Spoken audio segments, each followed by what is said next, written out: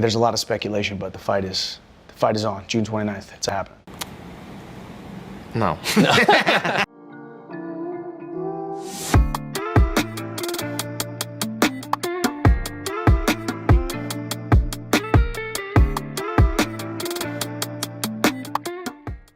303 is a mess. That's the text that anybody who's watched our channel for a while, they know my former journalism professor, Dr. Hirschon. He texts me in the midst of all the UFC 303 hysteria. He goes, 303 is a mess. And considering I just graduated, I was kind of like in my own head about it. I'm like, what the hell is he talking about? What's 303? What didn't I do? And then I'm like, after maybe 30 seconds of just being like, what did I forget to do? What did I forget to do? I was like, wait a minute, I graduated. There's nothing to do. And then I'm like, well, what is he talking about? And then I'm like, oh, UFC 303. Like, for that moment, I just completely forgot that, like, we cover MMA, and, like, he just texted me about this. I'm like, what is he talking about? And then I realized, but shout out to Hirschon. That was a fun moment in all of this. But, you know, here on the pod today, we're here to talk about all the crazy UFC 303 news. Some stuff happened over the weekend in combat sports. You know, Tank Davis got that big knockout. Tatsuro Taira stays undefeated in the UFC main event. But it seems like all of this crazy stuff with UFC 303 is the huge story of the week. And I feel like it's fun to kind of hop into the timeline of all this. But I guess before we do that, how did you feel throughout all this? Like, did you have doubts from the beginning that this fight was actually going to happen? And I don't mean like the beginning of it being booked, but I mean like when we first heard that the press conference got canceled. Like, what was your thoughts there on June 3rd? That was.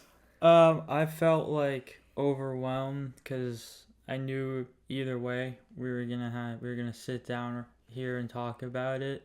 Well, and I was hoping it would be in the sense that it came so close to falling through, but that we were still going to get to the fight week and everything was still going to happen regardless, even if it was all, you know, like Hirschon said, a big mess. But now it actually is like the worst case scenario. And that's why I say something like overwhelming, because, you know, you have now the main event falls through. You have the co-main event fall through. You know, even with another big name fighter and Khamzat pulling out of his fight. I don't know what's been going on honestly lately. In this in the UFC, where like I know from we were coming into this month. You know, we had an awesome UFC 302 pay-per-view, and we had all those fights obviously go over without a hitch. But just the month of June in general, even boxing included too, had all these huge big super fights that we were all excited to see, and now it just seems like things are just crumbling. Well, now it just happens in the biggest, it just happens to be in the biggest form of UFC's biggest star, who was supposed to make his big return. Now we have to wait even longer for it. I mean, let's walk everybody through this craziness. Yeah, just real quick. Quick, I thought that considering it is Conor McGregor, like, okay, so even if for some reason, you know, obviously injuries happen and stuff, so there's only so much you could do about that, but figured like because it's Conor McGregor, because Conor McGregor doesn't pull out of fights, like if they don't get this fight to go, then like everyone that paid to go to this card already would get a refund though, right? Those $15K floor seats aren't looking like great purchases anymore. That is they kind of are, as we'll get to. Yeah, I mean, for the real fans, they'll enjoy it. But yeah, I mean, you kind of touched on it. Conor McGregor doesn't pull out of fights, but Ariel Helwani obviously reported in the beginning that it was nothing like scandalous. You know, we kind of talked about it too, I think, on the last pod for a little bit. Nothing scandalous, you know, which makes you think it's an injury, but Conor McGregor never pulls out of fights, so we really didn't know what to think. But this is like on June 3rd. So then all of a sudden, you know, everybody's wondering what's going on. But then on basically like in the next week, positivity starts to come back. Michael Chandler goes on the pivot, talks about the fight going on. Ariel reports that all of the, you know, speculation is kind of over now. Like, they're going to fight June 29th. It's happening. But then, and honestly, and, you know, through all this, you mentioned the co-main event too. It was originally Jamal Hill versus Khalil Roundtree. Khalil Roundtree pulls out because of the, like, weird positive test. You know, he said tainted supplement, but, you know, we'll see. And he didn't want to fight and then be labeled as a cheater, which is fair. Carlos Ulberg steps in. Then Jamal Hill hurts his knee, has to pull out, and now we have Anthony Smith, Carlos Ulberg, and then they add Brian Ortega versus Diego Lopez as the little sweetener, which was nice. But back to McGregor Chandler, you know, June 4th, everything's okay. Then a week later, June 11th, everything's not okay.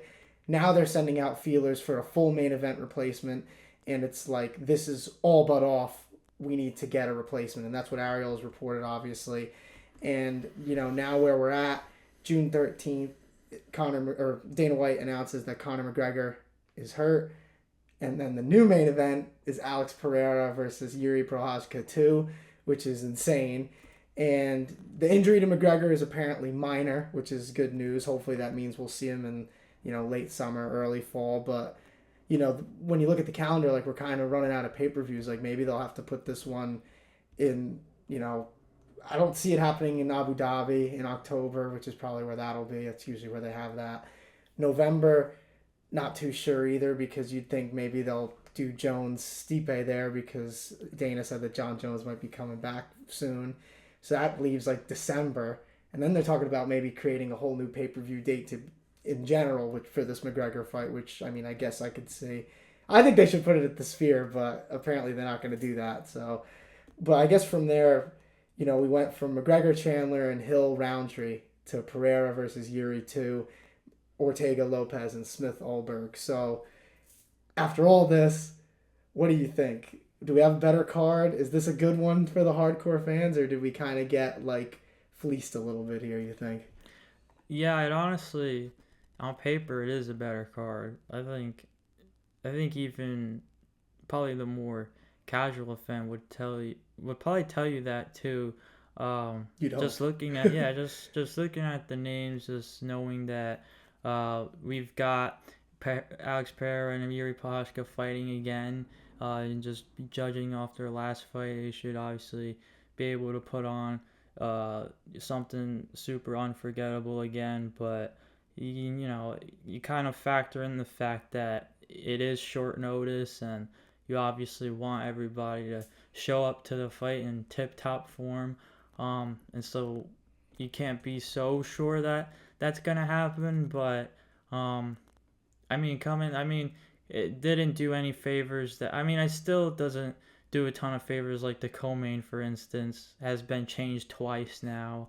And then, you said Brian Ortega and Diego Lopez was just thrown on there kind of like just because, but respect to those guys too, by the way, because you know, they didn't have to do that. And even it's not like these fights don't have, because obviously Yuri and Pereira are going to be fighting for a belt, and Anthony Smith seems to be getting back on, you know, his path to legit relevancy in the division.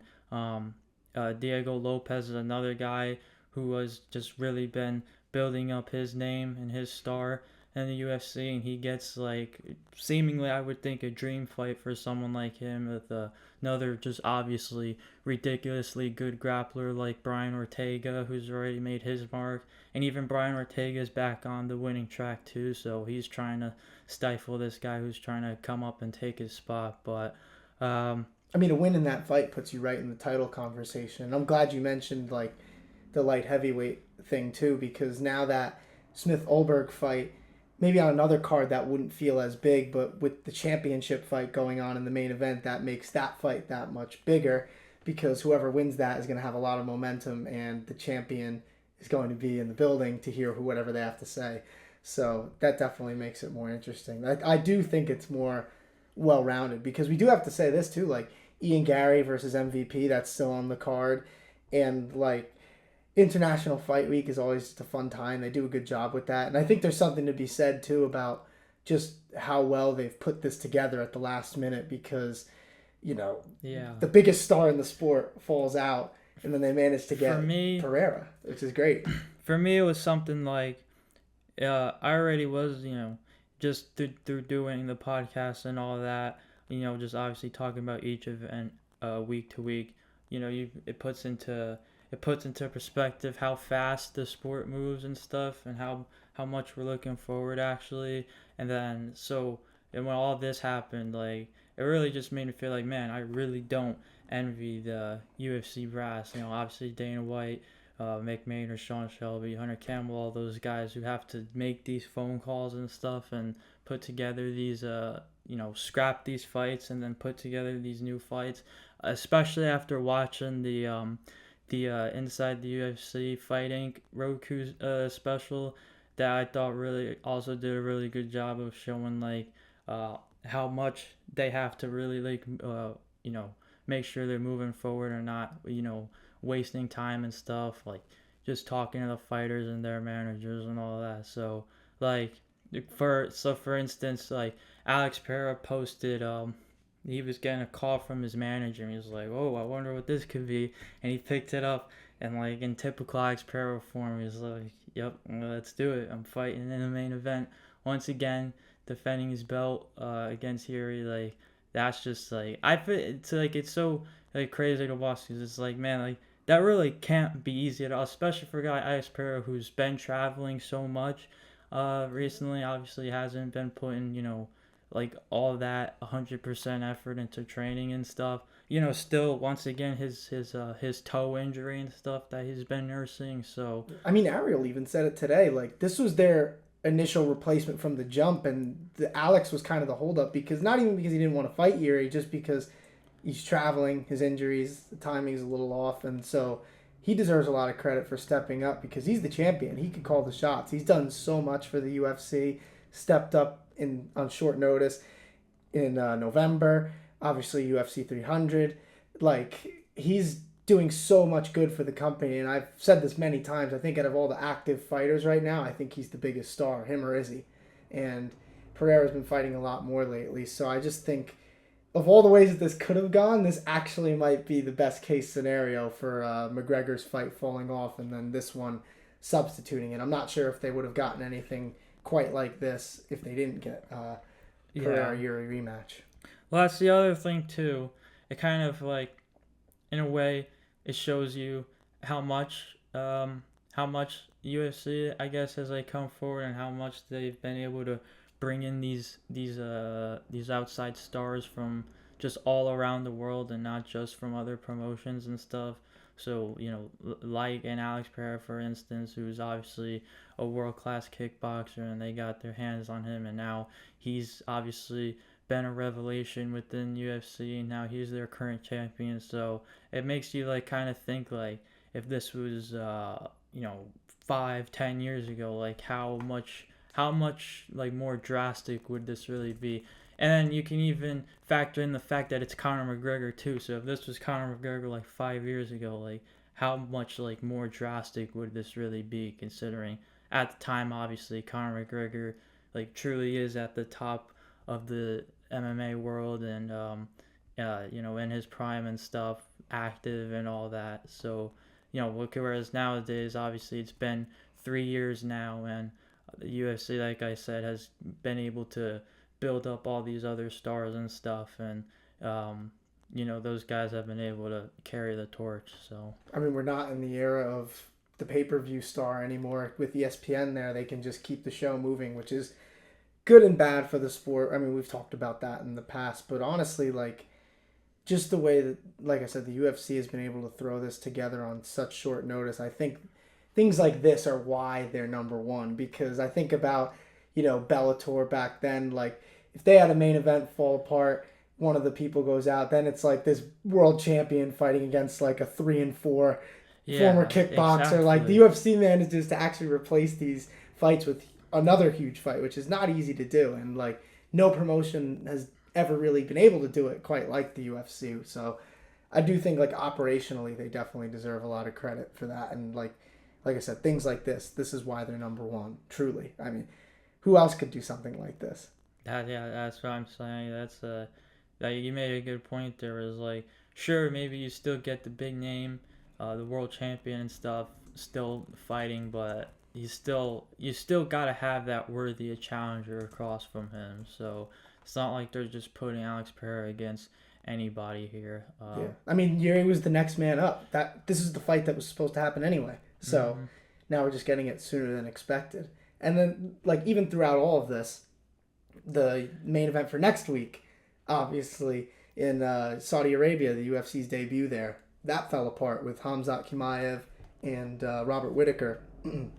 Sorry. But Khamzat pulled out. The initial thing is that he was violently ill. That was the quote. And that makes you think, like, oh my God, that's terrible. But it turns out apparently it was food poisoning, which is, I mean, that could be really bad. But obviously I'm happy that it's nothing like, too major that is going to, like, affect him moving forward. But the thing with Khamzat, it just sucks because it seems like his health is always a question coming into the fights. We know a lot about his game now. We know he's basically as good as we thought he was to start.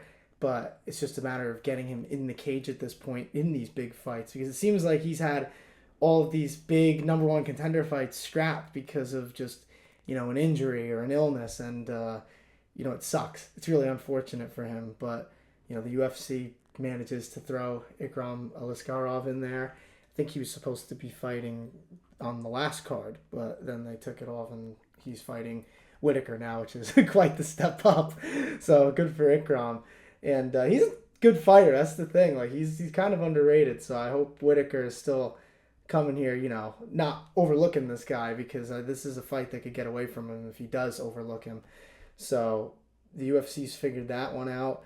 I mean, there's a lot of different directions we can go with this one. I mean, first, I guess we could start with Khamzat a little bit. What do you think this does for him? Do you think it hurts him at all in the future? I'm not sure if it does, to be honest. In the future, I would say no, because as long as he's still cleared to fight and,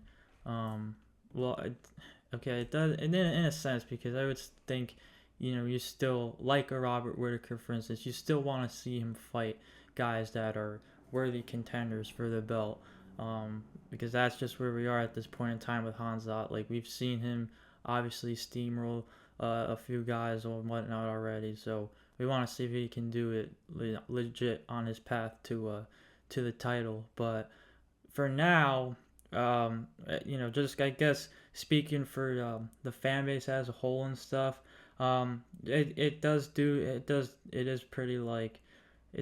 like a pretty shitty service for his image in that way, because I think a lot of people are obviously really excited to see Khamzat fight anyways. And so now that we've already waited all this time and we got this fight booked and it got scrapped, a lot of people just get the sense that, well, it's never happening again. He's wasting away his prime. Like, what's the point of holding up other fighters so that Khamzat can be the one that continues to build his name. But it sucks that that's like, they're not wrong when they say that. That's the tough part. But the only thing that sucks is that we know Khamzat is this good. And, like, that's why we want to see him fight these top guys. But I feel like the more time goes on, how many of those guys are willing to give him a shot? Who knows? It seems like he's kind of built his star power even still enough to still people want to see him.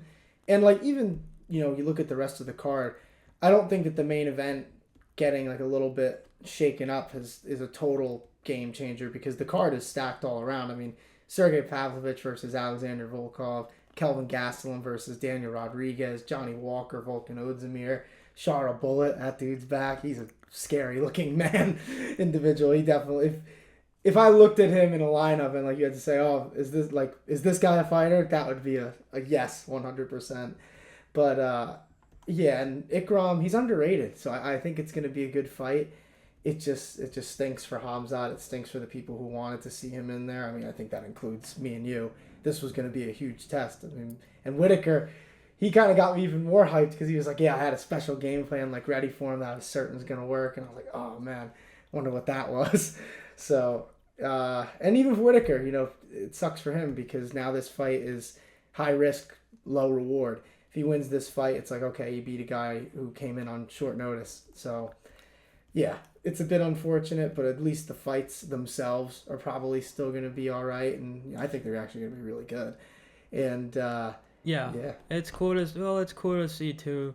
Uh, more fresh blood like Aliskrov coming into this upper echelon of middleweight division, a division that's obviously sought after it for so much time now. Because it wasn't that. It's not like it was that long ago where Dricus du Plessis was one of these guys trying to get into this spot, and even like Sean Strickland at a point didn't care about fighting for the title, and he was able to get to that point eventually. So, and then yeah, it was honestly at the time too where Israel was just taking care of the entire division as it was anyways. So it's still cool to see guys like this to get that opportunity, and we'll see what he's able to do with it. So yeah, I mean, there's no better place to end but that. I mean, we'll talk about it next week with you guys, so see you all then.